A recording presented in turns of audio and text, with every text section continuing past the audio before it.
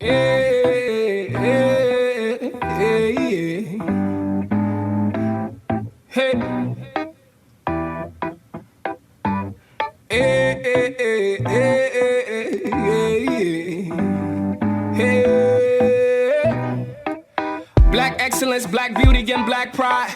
Black power from all diasporas coincide. Progressive truth and regression eventually collide. May the beauty of the people no longer be set aside. May the black queen's grace continually mesmerize the millions who couldn't see it when looking into her eyes. And the black man's plight no longer be the disguise. Oppression, emasculation, they wanna castricize him. Take him away from the black queen, put him inside prison for slave labor, he institutionalized. Wondering on the outside, is she willing to ride? Is she willing to ride? Is she willing to fight for the love, even despite the fact that he doing time? Love that conquers all will never fade with time. If she don't choose the love that appreciates every life, his flame might get dim and he may eventually.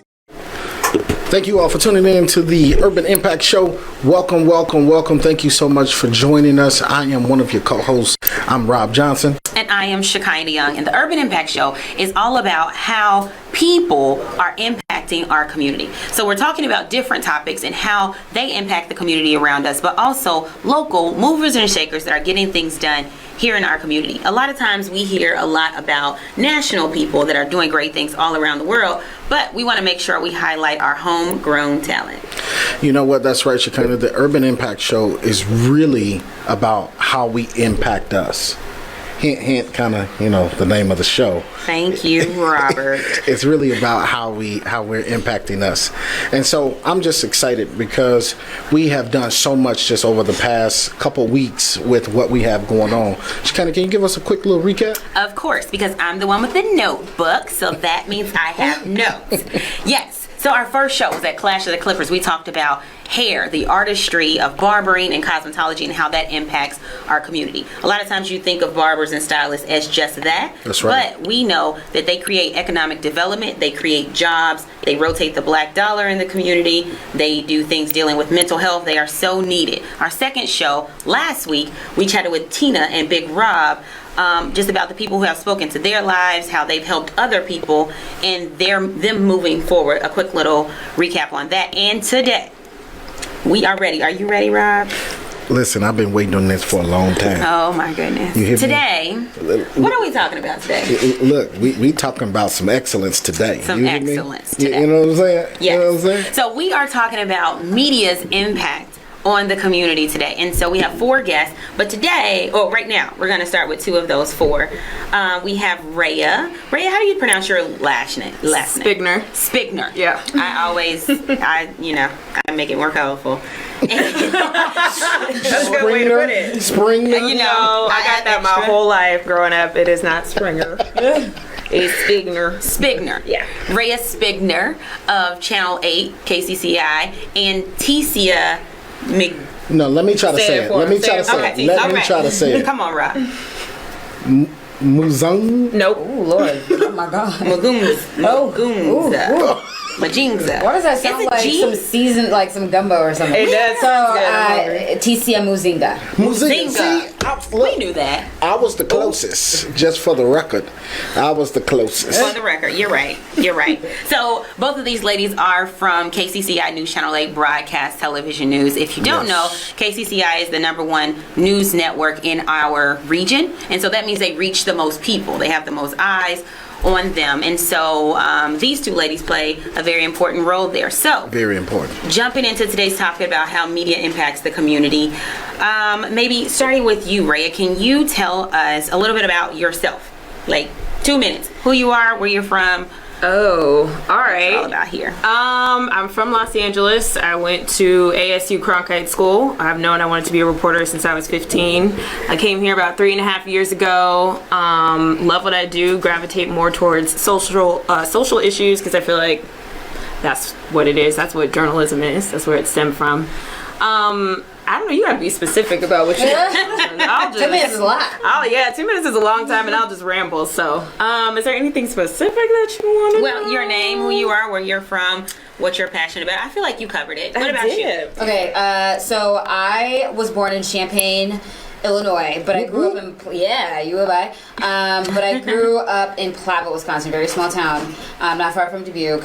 I know that I wanted to be involved in journalism. I can't really give you like an age, but I remember just like watching the news, because my parents, even to this day, they watch the news all the time, but I remember just like being stuck on the couch with them and always like, why aren't they talking about this? Why aren't they talking about that? And it was, the questions I was asking was about the Black community.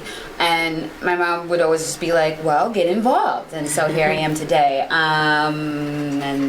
Yeah, that's all. Good stuff. I could ramble, honestly. Listen, man, we're super excited to have you all on this show, because it is so important, and Shekinah's going to run down some facts that we looked up when it comes to media and its impact on us as a community.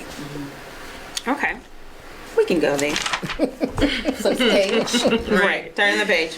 So, according to Hofstra, I hope I'm pronouncing that, University, big ups to you, Hofstra University, a 2018 study that they published, 11.7% of television news staff are African American individuals, 10.8% are Hispanic, and 2% are Asian. Of our radio family, 5.1% are FM, 3.6 are Hispanic, and 1.9 are Asian.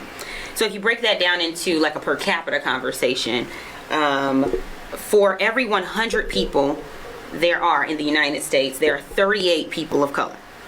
So for every 100 people there are working in television media, there are 20 people of color.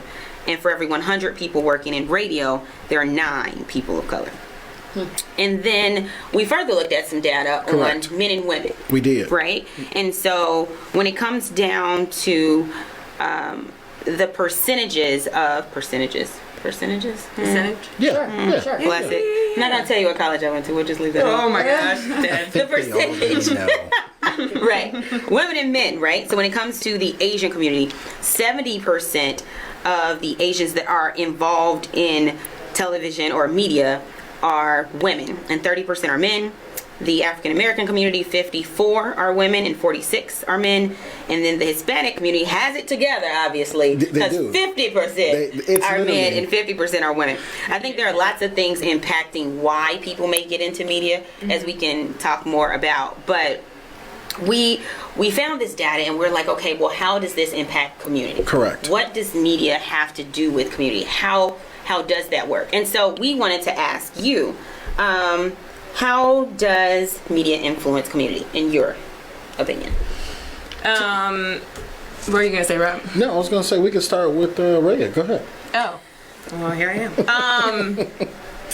How does media impact community? I mean, that's such a broad question. I feel like, of course, media is influential and has an obligation, I feel like, to bring perspectives that not everyone is aware of. So I think, so that can be step one, is media has an obligation. But I think more so, women of color, people of color, feel that more than anyone else. And yeah, I think that is the influence. I mean, that's a broad question. I'm gonna tag in Tisia. Tisia, come on now. Say my name right. Get it right, Robert. No, I'm just playing. I had it right all yesterday. I've He heard- did. He's been correcting me all week. Oh, it's okay. Tisia. Yeah. Yes. So, it is a broad Right? question. It's like, But I'll say, like, I feel like we get the job done when we force a conversation, especially at home. I like that. That was big with my family. Thought-provoking. Yeah. When we talked about issues, even if it didn't, it wasn't about like our family or the Black community. It was Right. just like, I mean, my mom and my dad were big on like, this is what's happening right now, and when you go to school and if this happens, this is how you respond to it. Yeah. I think at the end of the day, if we force a conversation, especially at home, we did our job. So I think that's where with media in the community, that's how we impact the community. Rheya does a really good job. I love your community projects. I love them because they're conversations that, I mean, you cover it so well to where, I mean, I don't have children, but I mean, if I did, or if, I have a niece who I love so much. But she's so cute. I know. You guys love me? No, but just watching, Rheya's work, she touched so many topics where I want to find whoever and just be like, do you watch this? What do you think about it? Okay, let's have a conversation. Why do you think this is a topic now? Where do you think of, where we stand as a community in this topic? So as media, thanks, T. yeah, I mean, girl, I got you back. So, and I've been watching your stories, and when I first started, I think you've done so many since I've started, but I remember just being in my temporary housing that KCCI let me stay at, and I watched your special, and I'm like, wow, I want to call my sister and be like, watch this story, let's talk about it. And so it's definitely thought provoking. Because media has so much power, right? Yes. Media has so much power. And then, speaking of that power, it's so many myths out there about what media can or cannot do. Amen. And so can you all just address, what are some myths can you kind of debunk or that you can correct and say, Sure. hey, this is Let's get into it. This is what media can do, and this is what media can't do. Tisia, do you want to start with you since we started with Rheya last time? Okay. Gosh. But you can't ramble though. Huh? Yeah, I'll try. Sorry. There's a lot of thoughts in my head, but how do I say this without getting in trouble with my job? Look, we're Preach. fake news. That term I feel like it's getting out of hand. It's getting out of hand to the point where it's driving me nuts because I care about my job. I take journalism very seriously, and if you don't like what we're covering when it's facts, that doesn't mean we're fake news.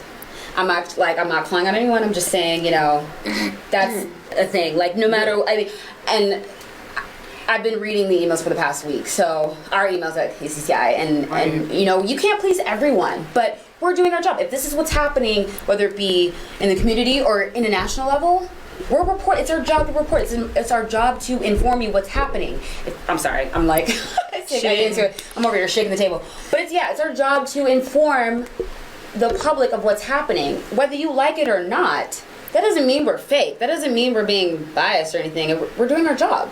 So, what do you think? Well, to piggyback off of that, and I think that was a good start to it. But there's so many different aspects of news that I feel like are affiliated with us or are attributed to us when we're literally relaying information. We might say something like police say da da da da da da da da, and of course the importance of order or how we say something is critical. But if we're just relaying information from this is what the police said, this is what so and so said, then take that into consideration. I've been on moderating different conversations across Iowa, and what baffles me is how many times people say, oh, well, I wasn't listening to the whole story. I just, heard the first 30 seconds and then they start rambling. It's stop then and listen to the entire thought process rather than just taking what you want to comment on or what you think and then going from there. So that's definitely an aspect of it is, the messenger. Yeah. Shoot the messenger. I think there is a myth out about what reporters have control over. Yes, that too, so for sure. And even also going back to, we use the term media very loosely. I think ever since 100%. the Mike Brown situation, where people were first informed about that through social media. Right. They didn't find out that from the news. And so, or the radio, or any and not other everyone form. is credible. I would like to say that. Yeah. Right. News and media are not one and the same. Yeah. News is encompassed in media, but that not every single source is credible. So that is another myth that I feel like gets thrown out there. But I didn't mean to cut you off. But so I think there are several mediums in media, right? That's a good point. And the way that our society is set up today, people have viewers, people have fans, people have people that are subscribed to their things. And so we agreed earlier that there's a responsibility that some may have based on the eyes that are watching them.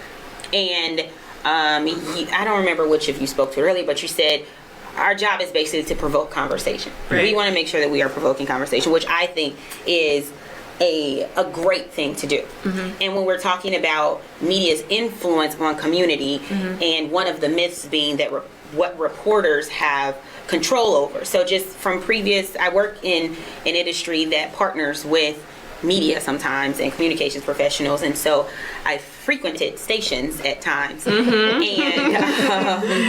to get things straight or to help smooth the relationships. But sometimes people aren't aware of like the hierarchy of things or how stories come to be, how you see things, how things are chosen, how things get to the news. Famous phrases like, if it bleeds, it leads. And, well, why didn't my blah, blah, blah make it the cut? So can you two ladies speak to that about the process of how things make the news and how our listeners or viewers can better understand that process, or some myths that you hear? Well, I'll just kind of paint you a picture of like what my day is when I'm dayside reporting. When I'm at home or wherever I'm at, that's not work, I go through social media. I go through so many different outlets to see what are people talking about, but what's news. I mean, what should we talk about in the Des Moines Metro? And I take that to the meeting, our editorial meeting, and I pitch them, and sometimes they're denied. I have no power. Like I did my part. I take it to my boss, and sometimes they'll say, yeah, let's do it, or sometimes they'll say, no, we shouldn't. And that's how it is. Yep. That's how it is. And so it's important for people to know, just because you may want something or you may have a desire, but there is an assignment editor, there is a news director, there are several other people involved in the process to something going live on air, and even the way something is portrayed on air. So Rob and I were talking earlier this week, and some of our other production team folks, about how does media impact community, and one big thing that we came up with was representation. Right? Huge. So you can't, there was I forget who said it, but it was like this year, somebody was saying you can't be what you can't see. So there's one aspect of that, you seeing yourself in a place, so people knowing that they're welcome in those spaces, so hopefully we can get more balance in these stats. But you two as media professionals, I feel, play an important role as a seat at the table. What do you feel like that seat at the table is, and how do you play that role? Well, I think this year is the most freedom that I've ever gotten in media, and I worked hard for it. But I think January, my boss asked me to take over the community initiative, and I had no idea what that meant. I'm like, okay. It was essentially a piece of paper that had all these different things that you could possibly cover, or different aspects, religion, race, et cetera, et cetera. Some hot topics. And I've had to sit and think about, how am I going to do this in Des Moines? Like, what's going to be the first step of this, and how can I start a conversation? And it turned into these specials that I've been doing throughout the year that include people that are looking like us, that include conversations about mental health that we don't talk about, that include leaders in our community who are of color, because that's important, especially in Des Moines. So in that aspect, I feel like this year I've really been able to do it. It's the first year again that I've had the most freedom, and I feel like I've been in my purpose the most, because it's something that I know I was meant to do and I'm supposed to do for representation, for provoking thoughts, for bringing that perspective that, it needs to be in some people's homes. It needs to start. It needs to start a conversation. Adding on to that too, this is my second gig. So I was in Baton Rouge, Louisiana, before I came to KCCI, and it was, the black community. There was a lot of black people were in Louisiana, right? It was probably a little bit more. Yeah. But I will say that, and it was a moment where I teared up. It was when our news directors put us on the desk together. I can't even tell you the response to that. And people just, I'd be at Walmart buying something, and, people be like, the moment I watched KCCI and you and Ray were both there, and I was nervous. I was like, it was like my first time really anchoring, but also I didn't even realize how much of a. She did great. Yeah, thank you. We're fine. It's fine. But I didn't realize how much a big deal was, especially to young black girls in Des Moines. To see Ray and I on that desk, I mean, I had a little girl come up to me and just say, like, "I love you." Well, they're really talking more about Rheya, but it was a moment, and I think that's how we all even got connected. It was like, you know, something big was happening at KCCI. I don't know if that's ever happened before, but the response I don't think so. And the moment Tisia came was a moment for me because I felt like not a weight was lifted off, but kind of. You know give what each I'm saying? other that nod in the it was like, yes, We saw another y'all hood strong woman. photo shoot. Yes. I saw that. Like, okay, get it, girl. But it was, I mean, automatically she was my sister and understood that, like, what we had to do. Yes. And what how we far need to we've do. come, like, we're here. Well, I mean, we got a long ways to go, but it was like, we're here. Mm-hmm. You and I. I think that's really important, right? So I feel like representation is the first step. When the little girls and the little boys are people like, oh, you look like me and I see you there and this is what I can do.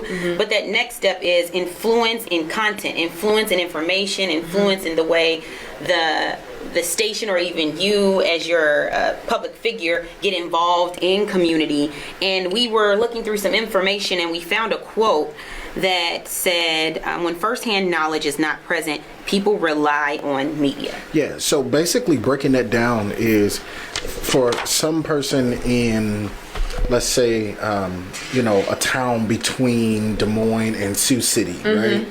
My parents live in Sioux City. If they do not, if they have not or do not know of any people of color or have not had any interaction with people of color, they will base their decision on that individual from what they see from the news, what they see from media, what they see from TV. So without that firsthand knowledge, whatever they think of me is based upon what they just saw on TV. Or any underrepresented group, right? Yes. So we gave numbers earlier about per 100, how we stack up to those things. Yes. What do we do if those underrepresented groups are not in those newsrooms? Yes. What do we do when they are attracted to other careers that may be more lucrative in that or more just offer something different?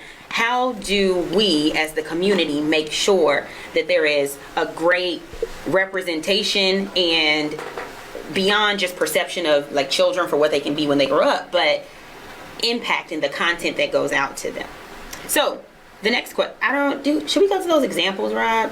Yeah, we can throw out some, and I know we gotta go to a quick break here, but let's throw those examples out real quick. Maybe we should go to that break and leave them, It's been deep. tingling, waiting. Okay, we are gonna take a quick break. This is the Community Impact Show. I'm one of your hosts, Shekinah Young. And I am Rob Johnson. And we are going to be right back. We're talking about media's influence on the community. You don't want to miss this.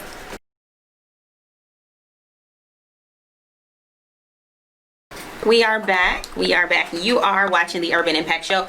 We are talking to Tisia. Yes, ma'am. And Rheya of KCCI News Channel 8 about media's impact on the community.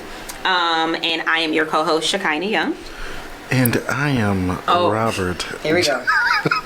Every time. Robert Johnson. I'm only extra because y'all are here, you know. Okay. Oh my. All right. Okay. Well, and we were just talking about Rheya and Tisia's role at KCCI and why that matters and why a person that looks like them with their background, with their skills and talents is important to have in that seat. We talked a little bit about representation and even beyond that, media's responsibility.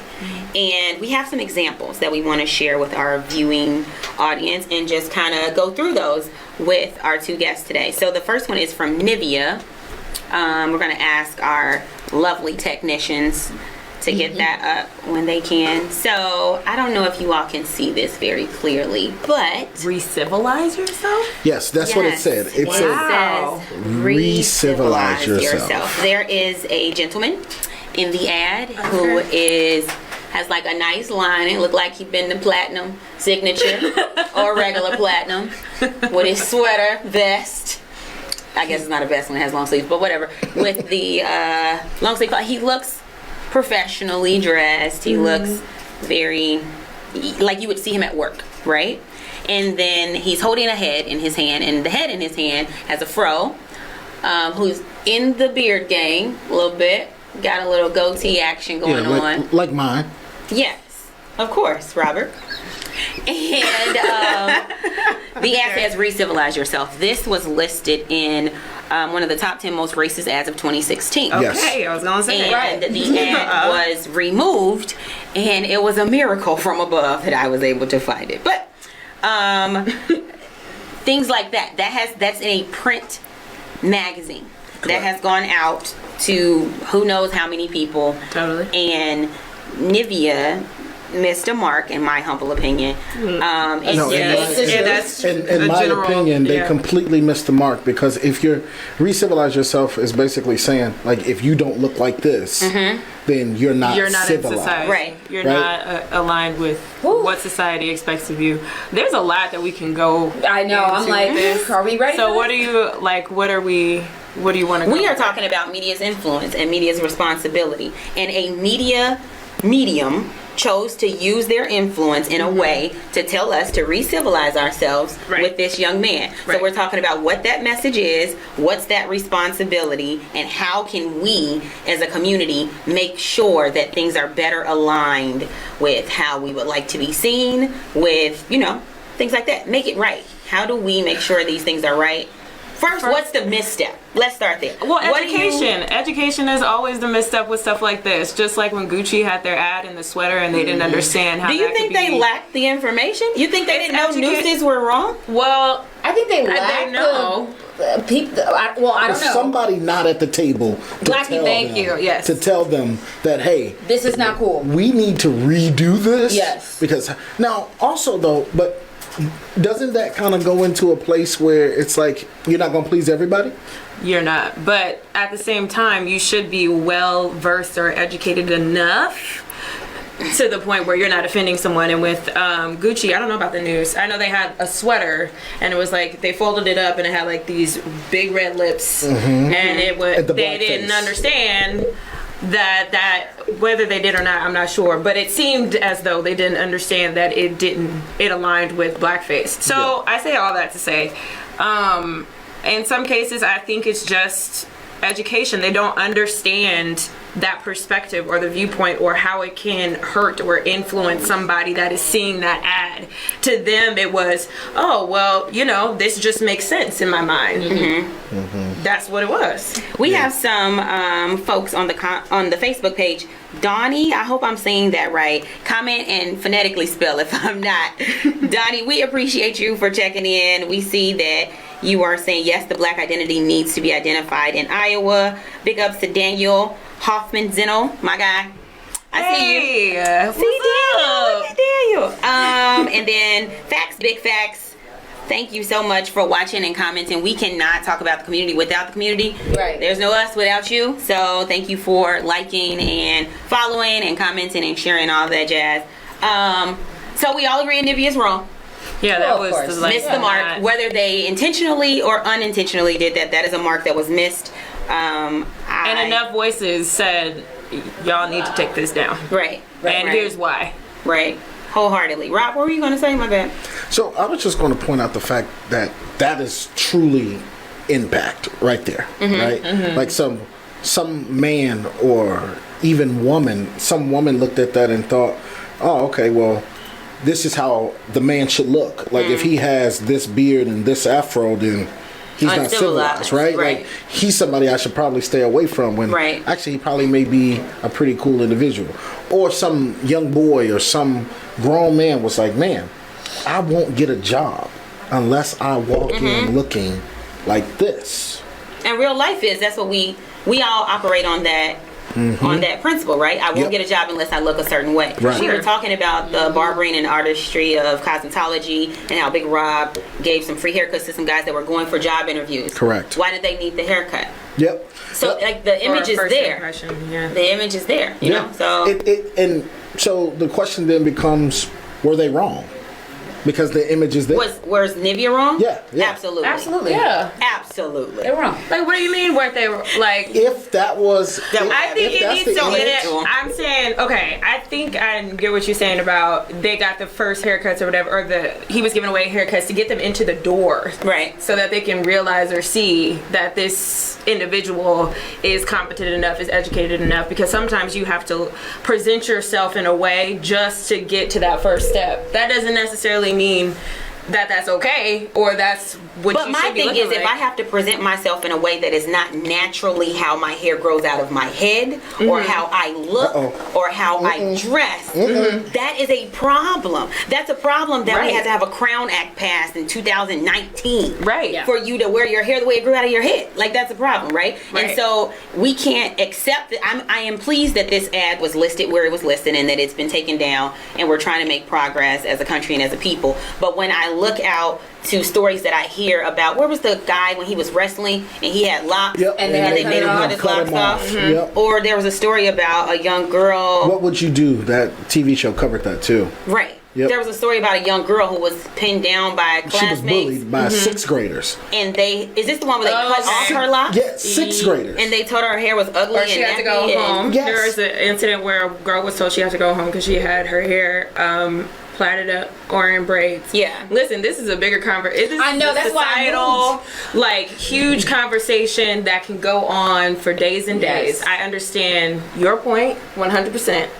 And I don't, it's something that, it's a perception that has to change one day I at a believe time that. Yes. with I believe representation that. that we've been talking about. Which is exactly why we've come to the end of this segment. But which is exactly why it's so important for people like you two to be where you are on a station that you're on a news channel. Right. Rheya is so gracious every time I call her to come with me to go speak or do something.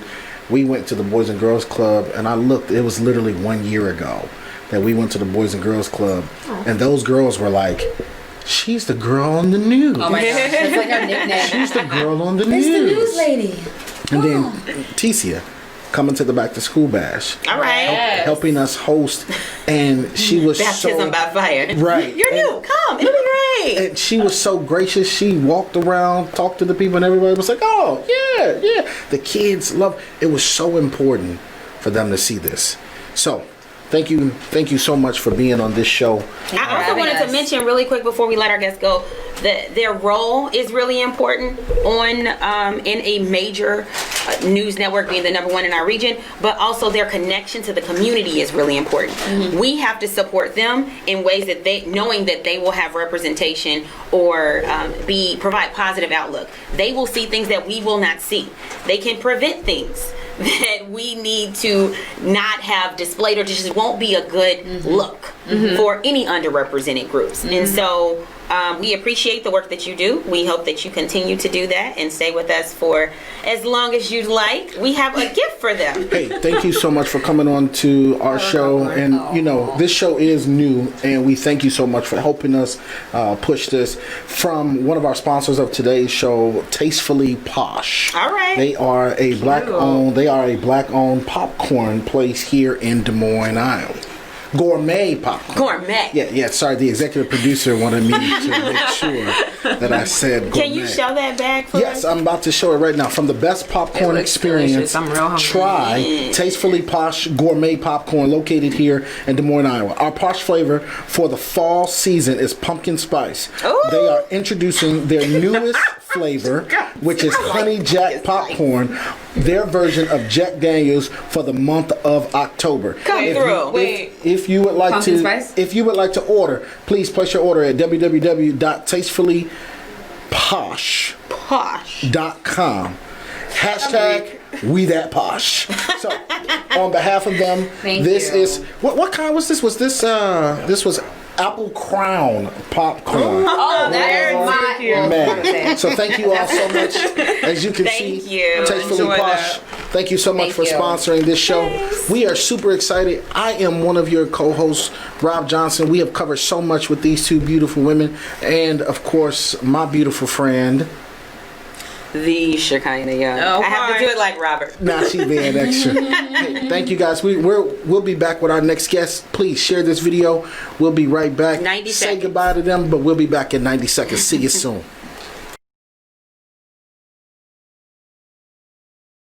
We are back. Thank you so much for hanging in with us.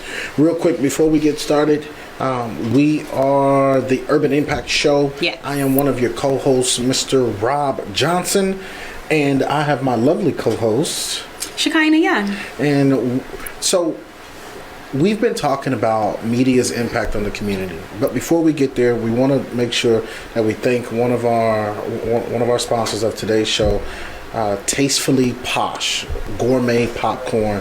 Also, if you would like to be a sponsor of our show, and where we have product placement and other opportunities for you to promote, whether it's your event or whether it's a product that you're offering, we are asking you to please come on in and join us in this push. So we will be adding another person to this, but we have a special guest, Shekinah. We do. We have Linh Ta of the Des Moines Ridge. Did I pronounce that right? That's perfect. With a name like Shekinah, I am very intent on pronouncing people's names correctly. Thank you. No worries, no worries. So thank you for joining us today, Lynn. We are going to continue our conversation about the media's impact on community. We talked a little bit earlier with Rheya and Tisia of KCCI, #1 broadcast news network in our area. And we got into some lovely, lovely conversations, but we had to, wrap that up and keep it moving. But tell us a little bit about yourself. Tell us your name and where you're from and what brought you to Des Moines and how you're working in the mix here. Yeah, so my name is Linh Ta. I'm a business reporter at the Register. I've been there for, like 5 years now. I am Des Moines, born and raised. Grew up in West Des Moines. So my parents are refugees who came here from Vietnam kind of during the war. And they were able to come and move here into Des Moines. So it's been great to be in Iowa. I've gotten to grow up in, the Vietnamese restaurants that my parents have had in Clive and Grimes and different places like that. And yeah, now I'm here at the Register just covering business and retail news. That's what's up. Thank you so much for that, Lynn. I didn't know that you were local, homegrown. Wait a minute. Yes, I am. So you grew up here in Des Moines, Iowa, and I mean, like literally, like this is home for you. Born and raised, Mercy Hospital. So you grew up reading the newspaper that you work for. Yeah, I grew up reading it, and when I was in high school, I really wanted to work there. So In high school, you was like, yo, like I'm reading this newspaper, and one day I'm gonna work for this newspaper. That was my goal, and here we are today. That is so Yeah. cool. That is so cool. Well, thank you guys so much. That is like super cool, because Shekinah and I both are from Chicago, and Yes, we are. it would. Just even thinking about stuff in Chicago, like the United Center or the Chicago Sun-Times or the Chicago Tribune or ABC7 in Chicago, like those are just moments where it's just like, man, like to get an opportunity to work for them would be so awesome. We did have somebody just join us, right, Shekinah? Yes, we have another guest, Monica Reyes. Slide up for me a little bit. Yes. Thank you. I want to Get into make the sure I camera. say your station right. So it's La Que Buena, La que buena, in English it would be the good one. the good one. From La Que Buena, the good one. 106.9 FM and 1490 AM. Yes, ma'am. And Monica has a show on there. So she is another local media professional. So today's show we're talking about media's impact on community. Earlier we talked with two ladies from KCCI. We're talking about what media's responsibility is, what's the community's responsibility, how does media currently impact community, and what can we do to help improve that relationship. So Monica, can you tell us a little bit about yourself? Maybe your name, what you do with your show, that kind of thing. Sure. So my name is Monica Reyes, and I'm originally from Mazatlan, Sinaloa, Reyes. Mexico. Okay. And I immigrated to the United States with my mom at the age of 3. We Came in 1994. First moved to California, lived in Los Angeles, Harbor City, and then we eventually moved over to Iowa. Okay, cool. Marshalltown, Waterloo, New Hampton, Iowa, and now I'm in Des Moines, Iowa. And I work for the radio station. Yes. And I have a program called Las Macheteras, which is called, in English would be the Machete Girls. The slogan is Agarra tu machete y haz tu camino, which is grab your machete and make your own path. I know that's so right. our program is all about providing information, resources, and tools to the community so that they can grab their own machete and make their own path. So we try to bring in people from all sorts of different organizations that are out there serving the community and just provide access to that information to our people in our own language. It's a Spanish show. You know, thank you all so much for being on the Urban Impact Show, right? This show is here because we want to talk about the impact that media has, whether it be print, radio. We just had KCCI on talking about television and perspectives. And Shekinah, will you run down those numbers again for us, just on Absolutely. just on kind of the impact that numbers, like, we want to quantify this real quick, and then we're going to jump into a few questions, okay? So as you ladies will come to learn, we are pretty cool and laid back kind of people. We're serious about the impact on the community. I'm the one that always has the notebook, and Robert never has a notebook. So I have the notes. We did some research on people of color involved in media. And we found that 11.7% of TV newsroom staffs are African American, and 10.8% are Hispanic, and 2% are Asian. Of that, in the radio side of things, 5.1 are African American, 3.6 are Hispanic, and 1.9 are Asian. So if you break that down to a per capita kind of thing, right? Per every 100 people in the United States, there are 38 people of color. In TV news, per 100 people that are in TV news, there are 20 people of color. And in radio, per 100 people that are in radio, there are 9 people of color. 94% of TV newsrooms have at least one person of color. And when you break that down to a gender perspective, when we look at the Asian community involved in media, 70% of them are women and 30% are men. 54% of the African American community are women, 46% are men. And the Hispanic community, 50% are women and 50% are men. So somebody's got it right here, and somebody don't. Look at that huge disparity in the Asian community, right? 70% of people are women, 30% are men. Right? That's the biggest disparity that we have. Right, between, you know, where they are, what we see in these images. So, you know, we want to talk about how that impacts these communities, right? Like, talking about if someone doesn't see someone that looks like them, whether it's in a newspaper or whether it's hear someone, like when you speak Spanish, it's you know, I'm just like, man, like, I really wish I was bilingual, right? Like, there are ways. There is help. There is a chance for me to learn it, you know, if somebody teaches me. Or so. Duolingo. There's an app. Rosetta Stone. Not that they're sponsors yet. Just hang out at La Que Buena. You'll learn it like that. Oh, shucks. But let's dive into a few questions. Yes. So, let me pull my questions up here.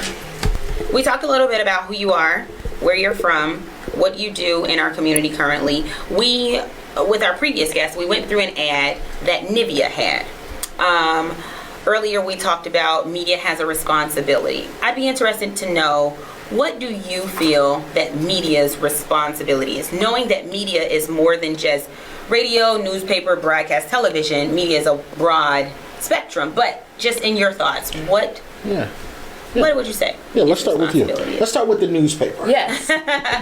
Well, for me particularly with the newspaper, I feel like one of our biggest roles is being a watchdog for the community.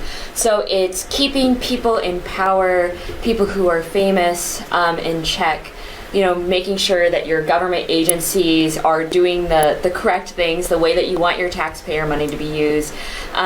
Making sure that politicians aren't lying, that your city councils, that your different commissions are doing what's in your best interest, and just letting you know what are the issues that they're talking about right now. So whether it's something about Airbnbs, what, business legalities, rules and regulations, different things like that. I think it's just really keeping people accountable.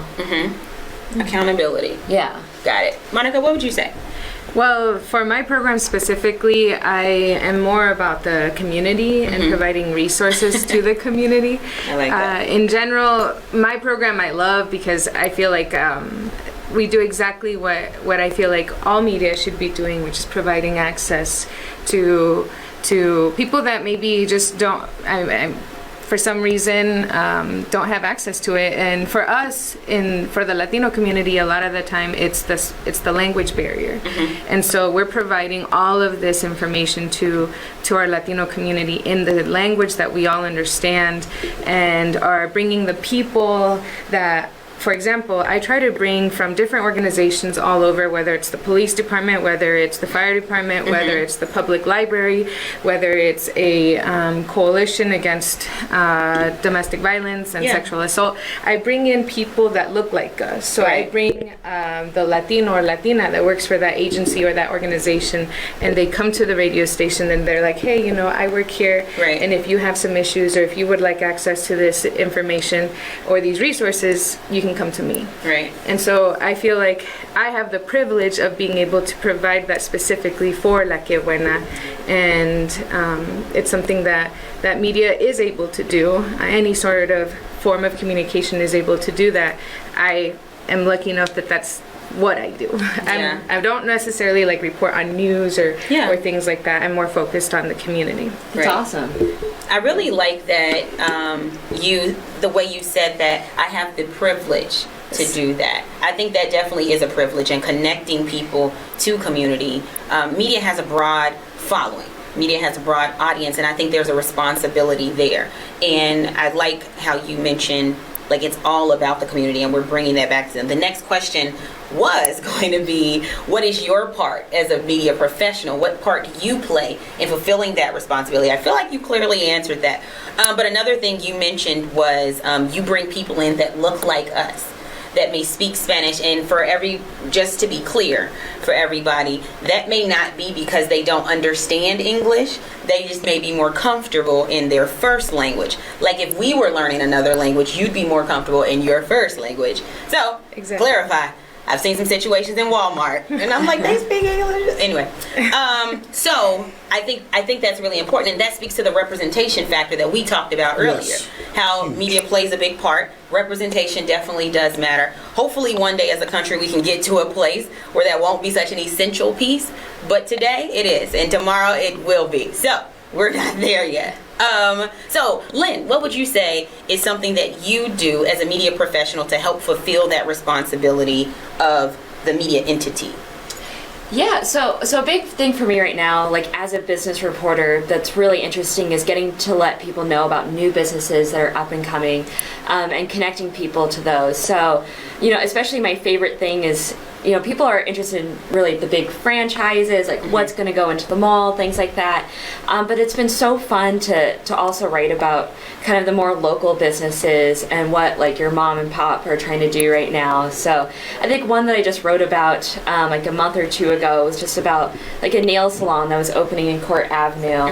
I've been there. Yeah. Hopefully they'll sponsor soon. And I need to get my nails done. Yeah, they look awesome, but just talking to them about trying to have different businesses in Des Moines, paving their way, and then kind of their unique ideas and what impact that they want to make on the community. It's great for me to be able to kind of give them that voice and say, hey, this here's opening, you can check it out, and it's owned right here by local people in Des Moines. Right. There is this big myth out there about what you control as far as media goes, right? you work for the station, you work for the newspaper, and pretty much there's somebody there that's calling the shots, right? And then from there, it kind of trickles down on how the message is then relayed to the public. And how, so I'm sure there's probably some stories that you've written that probably didn't make the newspaper because they probably said, no, let's go in this direction, and then you went back to the drawing board, redid it. There's probably some shows that you've pitched that you wanted to do on the radio that they was like, no, let's go in this direction, and then come back. Can you address some of the myths about either the newspaper or the radio that people may that are out there that people may say, I wonder how that's done, or how is that decided upon? Can you two talk about that? Yeah. So I think probably one of the biggest myths that's going out right now, particularly maybe the last few years, is the line that we're the enemy of the people. I mean, I'm just like your normal neighbor that goes to Hy-Vee and just wants to come home after work and drink wine and, eat something. I'm definitely not, trying to plan to, take anything from you, steal anything from you, make people, hate you or dislike you in a certain way.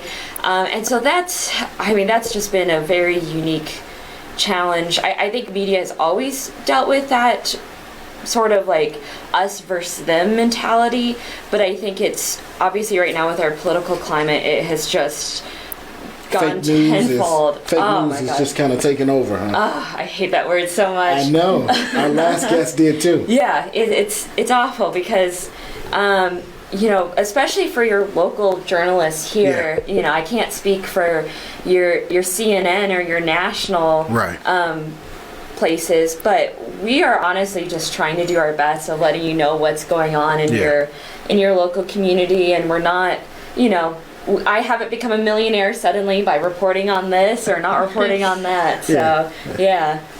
How about you, radio? Well, for the radio station La Que Buena, it's family owned. I know the owner, and so he usually is pretty open to the ideas that we pitch. We've been in business for about over a year now, like almost 2 years. So it's a pretty up and coming, like new radio station. Yeah.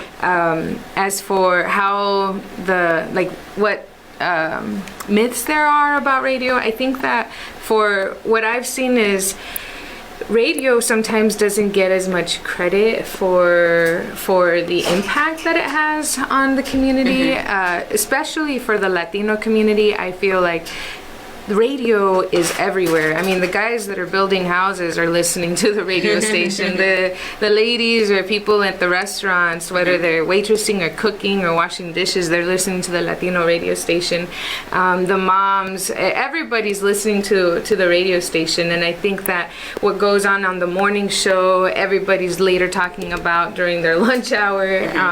I feel like the community connection that there is with the Spanish-speaking radio station is very strong, and sometimes just getting that out there is, I don't know, I feel like there's a lot of misconceptions about how prevalent maybe a radio station can be or how impactful it can be. I don't know if it's the same for other communities, but I know for the Latino community, the radio has a very strong presence. I think you brought up something that was really important. You said La Que Buena is family owned.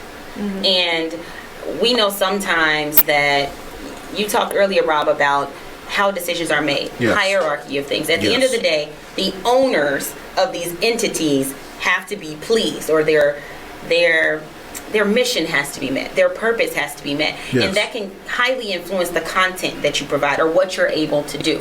And so I think it's important for the community to know that, to understand where those things are coming from. And sometimes the talent on the radio or the writer within the paper is fulfilling a duty. Correct. It's not necessarily their own mission. Their own mission. That's going on. But also, we have to address the fact that dollars control some of it as well, right? Like, who's sponsoring what? Right. You know, so this commercial is getting ready to come up, and so this group wants us to talk about X, Y, Z and stay away from this. Right. So the dollar is now controlling what the community. And when you're family owned, that's not a situation that you have. Exactly. And when you're other owned, that may be a situation that you and have. based upon that owner's belief, whether they're conservative or liberal, or whether they are pro this or anti that, Don't vote at all. That's exactly, fine. it's going to play a part Right. in what is being reported to the community. Right. And the community relies on true, authentic news. Or false news. But the thing is, That is true. I'm not saying fake news. I didn't say that. What the information, right? Correct. People rely on information. There was a quote that we had earlier that said, when I wrote it down in my notebook, Robert, Shekinah always has a notebook. because I need him to know that he should bring a notebook. When firsthand knowledge is not present, people rely on media. So if you already have groups that are underrepresented, which means you can't be everywhere, Correct. then there are some communities and spaces where those people don't exist. So that means there are some spaces where firsthand knowledge does not exist. And if firsthand knowledge does not exist, you depend on media to help you define or know something about these groups. And we have a couple of examples of some media that has gone public. Some has been pulled back, some has not. But basically, that media made a decision to publish something or to not publish something, to share something or to not share something. I believe that's a responsibility of that media has to their followers, and people may feel differently about that, and that's fine. You should send us comments or let us know on Facebook. But let's watch one of those. Mr. Engineer, can you pull up that video? So Shekinah,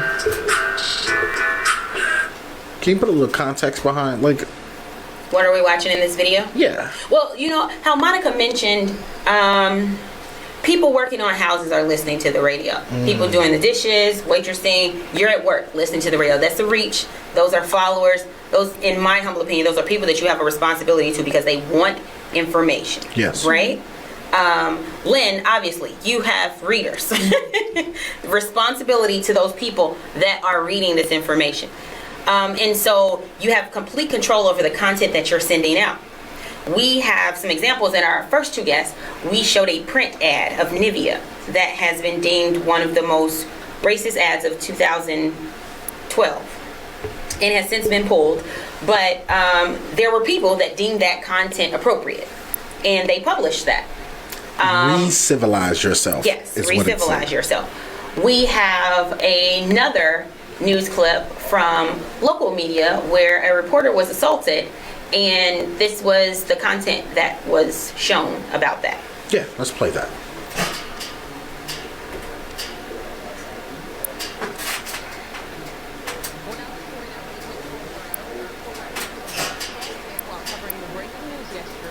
Reporter Emmy Victor and photojournalist Zachary Hayes were across the street from the scene of that officer-involved shooting yesterday morning in Boone when a woman approached them and started yelling racial slurs, using profanity, and placing her hands on Emmy Victor. There's a video of that encounter.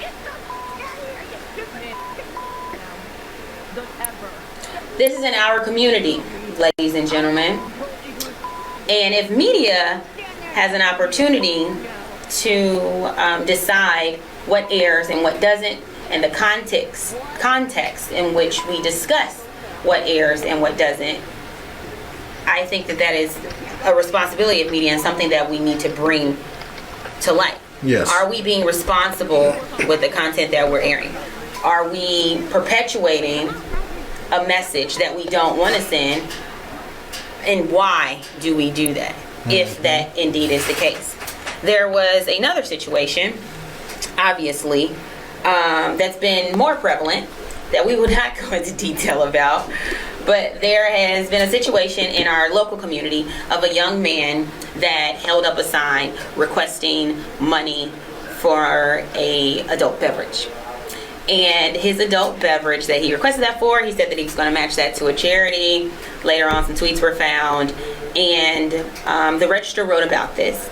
And I noticed that the Register never posted those tweets that were found. Correct. And so if we're talking about media and media's ability to share information or not share information, phrase things a certain way, show images a certain way, then Lynn, can you talk a little bit to maybe like thought process or decision making of when to share something or when not to share something? How does that work?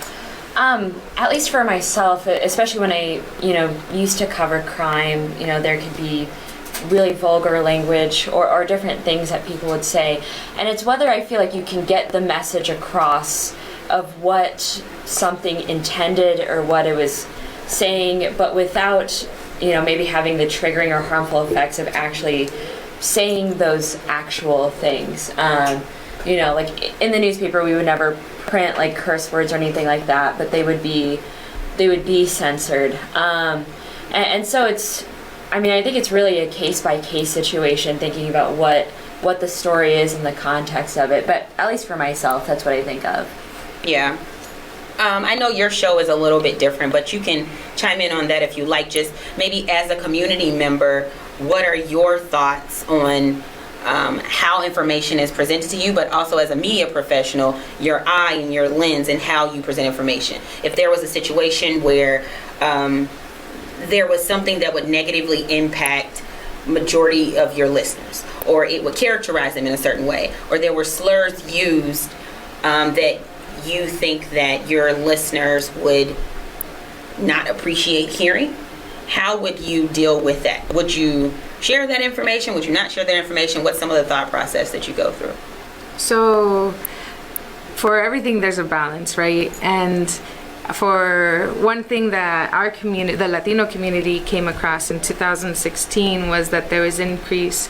In 2017, there was an increase in all of a sudden detention on raids by immigration. Mm-hmm. And when it first started happening, a lot of the media sources, the Latino media sources, started reporting on it. So they would be like, hey, there's immigration on this block here in Des Moines, or there's immigration here in Waterloo, and this and that. And all it caused, I think the people that were putting out this information at the time thought that they were being helpful to the community by telling the Latino community, more so to get it to the undocumented community, of where to be careful not to drive by, or maybe not to be around, because they came for this person, but there was 5 other undocumented people, so they take all of them, because that's what happens.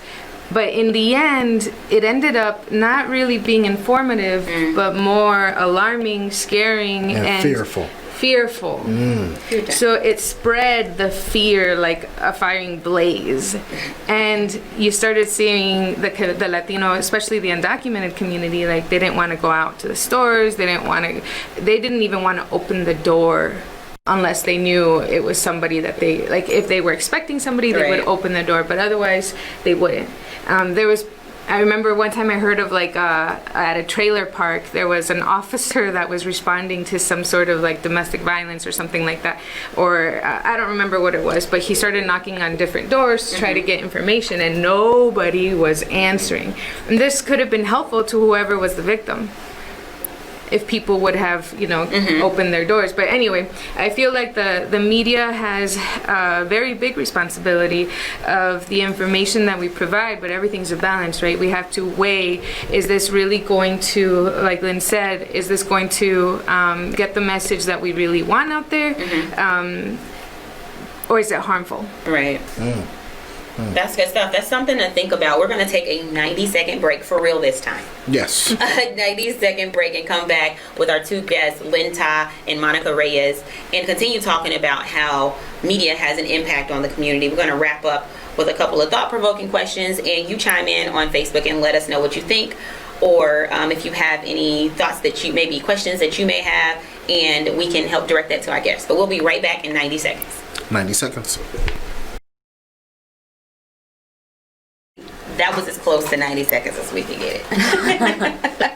But you are watching the Urban Impact Show. My name is Shekinah Young. And I am Robert Johnson. Robert Johnson. And today we're talking about media's impact on the community. Earlier we spoke with Rheya and Tisia of KCCI News Channel 8, our #1 broadcast news in our region. And now we are talking with Monica Reyes and Linh Ta. Linh Ta is of the Des Moines Register. Monica is of La Que Buena.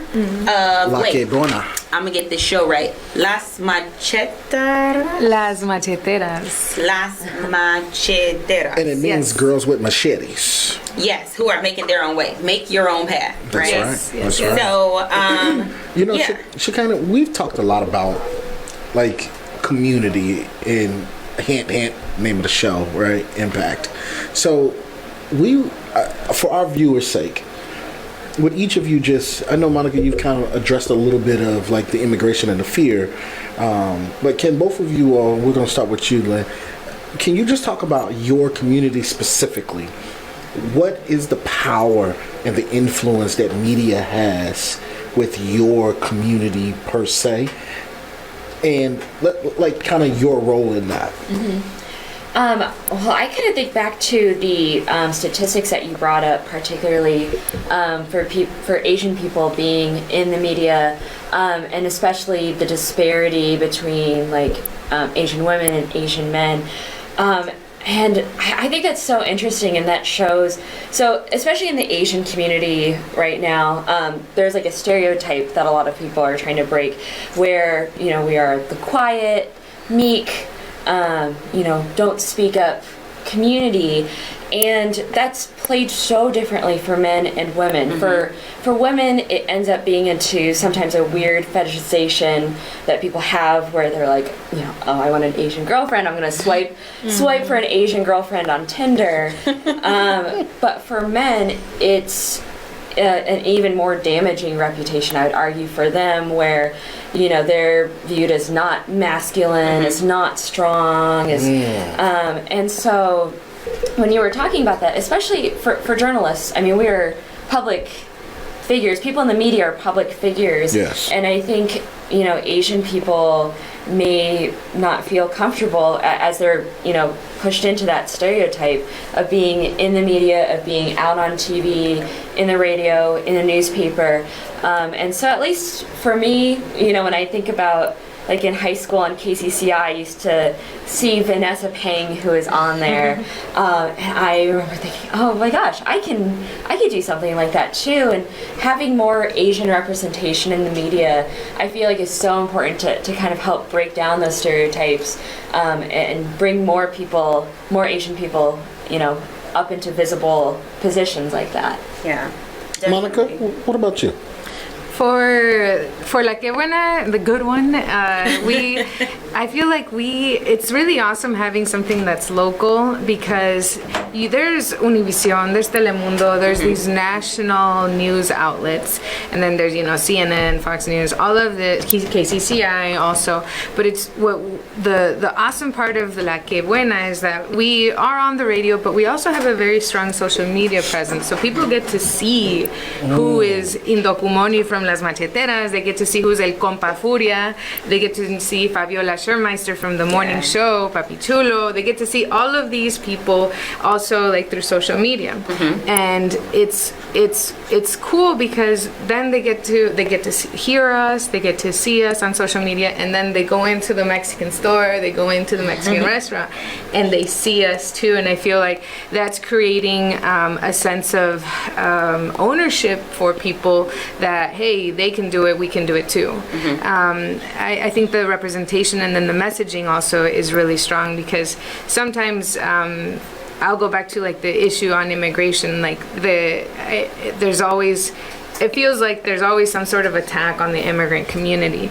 But when La Que Buena can kind of turn that around and say, hey guys, we're here, we're working, we are the reason why Iowa's still, you know, there's communities in Iowa that would be ghost towns if it weren't for the immigrant population. We just inject empowerment and positivity back into the community when maybe from other media sources people are receiving fear and a lot of pressure.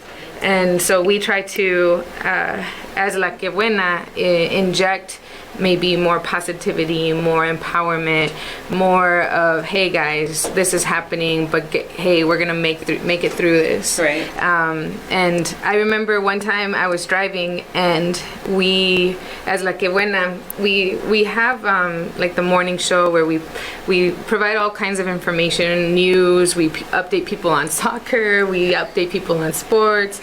We provide.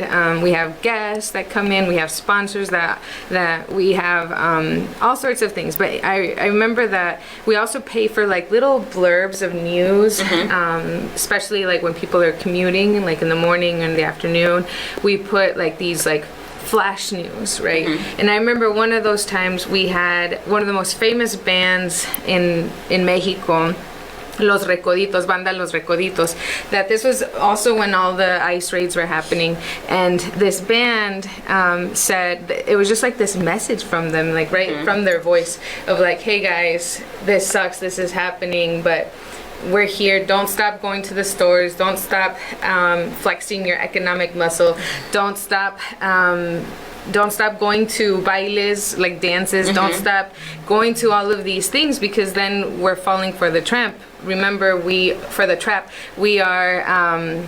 a very strong, powerful, happy, lively community, and we can't let this affect us. Right. So it's just having that power of getting that message across, of being that impact, that positive impact in people's lives through La Que Buena. I feel like we try really hard to keep that, having that local piece, local connection.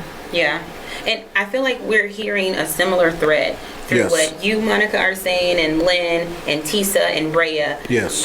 We asked a question about why is it so important for you, looking the way that you do, with the background that you have, to be a media professional. And all of you have talked about representation and responsibility in content. Even with the people that you may interview, choosing to interview that person is a privilege, is an opportunity, and you can help share that privilege. You can help share those opportunities with the influence that you have as a media professional. The media is so broad, right? We were doing some research earlier in the week, and the way of media, the tides are turning now. There are some people that are saying that radio is aging. There are some people that are saying that social media will take over for media. Newspaper is losing some of its pull, some of its power. Viewership. People are going to other places to get information. What are your thoughts on the future of media, or how we will look ahead to get information, and what can we do as a community to make sure we hold media accountable for content, the way that it's put out, and accuracy with that, and representation? Lots of questions, I know. Sorry, we can like chop it up. What about future of media? Start there. Oh man, well, if I could figure out the future of media, I'd be a millionaire right now. But I think for me right now, when I think about the media, I think about how just in the last 5 years, I feel like our society has changed so much in how we understand, race, sexuality, gender, different things like that. And the society is starting to be like, hey, we want you more accountable for these different type of issues. And I don't know if the media has yet reached the point where we are properly talking about these issues, where we are properly representing them. I think we're still very old age in all mediums, except maybe like newer shows or things like that. And so I think we are honestly, for me, I hope to see in the media changes in leadership. I think about most newsrooms in Iowa. I'm sure that 99% of the newsroom is white. I'm sure that a lot of the people in there are, of a certain age as well. People in certain genders are, at least in newspapers, men are typically the business reporters, and women will do more like lighthearted feature pieces, and that has to change.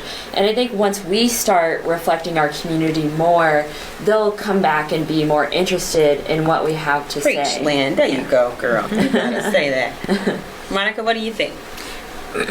Well, I definitely acknowledge that the future of media will it's going towards what would that be, like the technology or the data digital platform, digital platform, where so much is controlled by who is paying, right? Right now, there's so many businesses that they just pay for all these ads, and they all of a sudden, you Google search one thing, I'll Google search some stuff, some clothes for my niece, and then all of a sudden it's on my Facebook, it's on my Instagram, it's on my it's everywhere, right? So I think it just what businesses are spending money on that will really affect, I think, the information, the media also that we receive. This is so important, because the images that are shown in media, somebody goes to social media now and they see somebody's Facebook, they're now getting, perfect example, this podcast is live on Facebook. Shekinah and I now have a responsibility to those who are watching us to provide them with good content, but also with good examples. But also there is this thing that we have to make sure that the support from the community comes in order for people like us to continue to be in positions like this. You talked about the dollar. In our last few shows, we were talking about how hair and the barber industry, how they are helping control and push economic development. And this, she kind of has this saying of this preventing revolving doors of poverty. Yes, it's reality. It's not a saying. It's like right on cue, right? And so I think media also has a responsibility of doing that.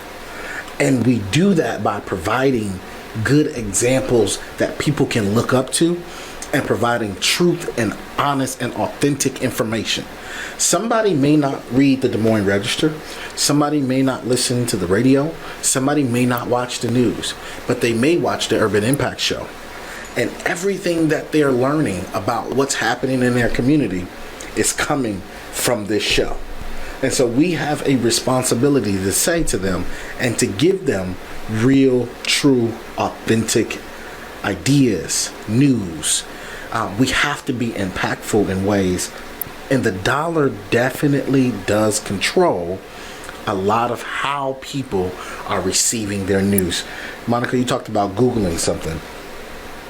I was looking up some news. I needed some new black shoes. And those, I feel like even if I say I need new black shoes, your phone catches everything. It's media now is also drawing data, right? Mm-hmm. So they're looking at the behind the scenes of who's watching, the demographic of those that's watching, the geography of those that are watching, and now they're pinpointing to that group of individuals who are supporting that news media or that TV show or that newspaper the most, because that's who they're going to make the most dollars off of. Mm-hmm. So my whole point of this, Shekinah, I know Shekinah's looking at me. I know. So my whole point of this is that we need our community to support. Mm-hmm.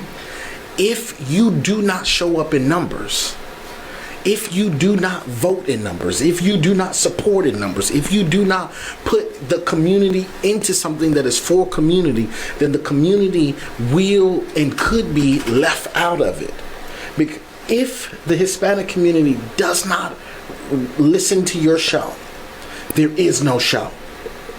right? If your family does not support you, and if people do not read the newspaper, do not like your articles, there are no articles. If people do not watch this show, if people do not support this show, there is no show. So this is my hope. Where I'm trying to go is, it's not just on us here in this room, but it is also vitally important for the community to understand how important they are to participating to what media does and how media responds. That's good. Yeah. That's good. I think today's show has been really thought-provoking. Yes. I hope it's been thought-provoking for you all as well. We talked to Rheya and Tisia of KCCI News Channel 8, talked about what is media? How do we define that? How does it impact community? What is media's responsibility? We viewed a couple of ads that have not done great at being responsible with their influence. But it's really about what are you going to do with your influence? Then we had Linh Ta of The Register and Monica Reyes of La Que Buena join us to talk more about their forms of media and how they're impacting the community. And it's super encouraging to hear the focus on community and to hear your desires about the future of media and understanding the challenges of today and where we want to move forward to. I think that's really important for the listeners to hear, and just understand you guys are real people and you're working at this, and we're all working toward that. And because you have shared your time with us today, we so greatly appreciate it. We have a gift for you. Oh, Yes. So my phone died, so I can't read it word for word, but I kind of memorized. All right, Posh. What it was. So this show has been co-sponsored not just by the Urban City magazine, but also by Tastefully Posh. Tastefully Posh is a gourmet popcorn place right here in Des Moines. Yes. They are a black-owned gourmet popcorn place. Our executive director, Hal Dixon, wanted me to make sure I said the word gourmet. Yes, they are gourmet. Yes, they are a gourmet. And so on behalf of them, for coming on to our show, we thank you so much. What kind is this? Cinnabon. Oh, this is Cinnabon. One of y'all may not make it out. So y'all can paper rock scissors for whichever one doesn't make it out. I'll share with you. Oh, see, look at that. Community. That's what I'm talking about. I just need you to say it in Spanish, though. Oh my goodness. Voy a compartir contigo. Go ahead, girl.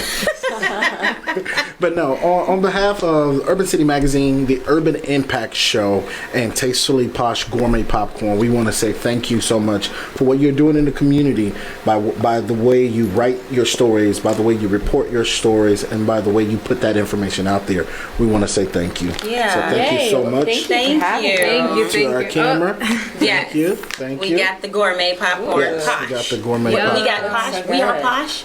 And hashtag is something like it's that. We got Posh. We got Posh. We got Posh. And www.tastefullyposh.com. Thank you guys so much for being on this show. Thank you guys. Thank for you the to our invitation. audience, man. Audience, we need you. If you would like, Give them some likes, share the video. Yes, share the podcast. We need each one of your audience to help us push this video out. If anybody would like to sponsor, please. If you would like to be a part of this and a part of this movement of impacting our community and our urban communities, our communities of color, who are sometimes underrepresented in media, we want to make sure that you are a part of that. So thank you so much. Urban515mag@gmail.com. One more time. Urban515mag, MAG, @gmail.com. You know what? No A on the end of that. You know what? MAG. Just one more time. For the one time. Urban515mag @gmail.com to keep in touch with us. We also wanted to mention an event that's coming up. Super important. Breast Cancer Awareness Month. Yes. Is coming up. And African American women are 40% more likely to be impacted by this disease. I think you would call it a disease, right? Yes, it is. So there are some things that are to look for. There are some warning signs, and there is a flyer available for that. Do we have that? Yep, we got it up right now. All right. So there's an event coming up. You can learn all about this information on Saturday, October 5th. It's at Tipsy Crow, downtown Des Moines. Kids can come. we understand, but kids can come. It's from 5 to 7 p.m., the outside area. It's going to be so much fun. Pink cupcakes and pizza, but it's all about your health and awareness, and we need to make sure that our community is aware of the challenges that may be there, that you can catch these warning signs, and that you can go to the doctor and get treatment, or just know about these early signs for breast cancer and things like that will be going on. And I'll be there. I'll be there helping push. It's so important. And if I may, Shekinah, to our men, we have to protect our women. We have to do a better job at protecting our women. And like, this is something, it's not just about physical protection, right? This is something where it's mental, it's physical, it's financial. That's also protection as well. Like, we have to do a better job at protecting. And so this is something that you should encourage your friend, your wife, your mom, your daughter, your niece, your cousin, anybody that you know. This can affect anybody that you know. And so we want to make sure that we're coming out and showing our support as men for something like this. And just because, so everybody has breast. Thank you. To be clear. Yes. Everybody has breasts. Some of them grow, some of them don't. Stop it. So, the event is Saturday, October 5th. They're asking everyone to wear pink in support and solidarity of our brothers and sisters that may be fighting this right now. We stand with them, and we want them to feel encouraged and empowered to come out. So, that is Saturday, October 5th. From 5 to 7 is like the kid party. It's going to be fun, games, food. Everything's going to be pink. And then at 8 p.m. is the adult party that will start. There will be a raffle. Everybody's encouraged to come out. Wear pink, men and women. We all have breasts, but some of us are more impacted by the disease than others. So you want to make sure you come out and support that event on Saturday, October 5th. Hey, thank you guys so much for watching. I am one of your co-hosts, Mr. Rob Johnson. And I'm Shekinah Young. We'll see you next week. See ya.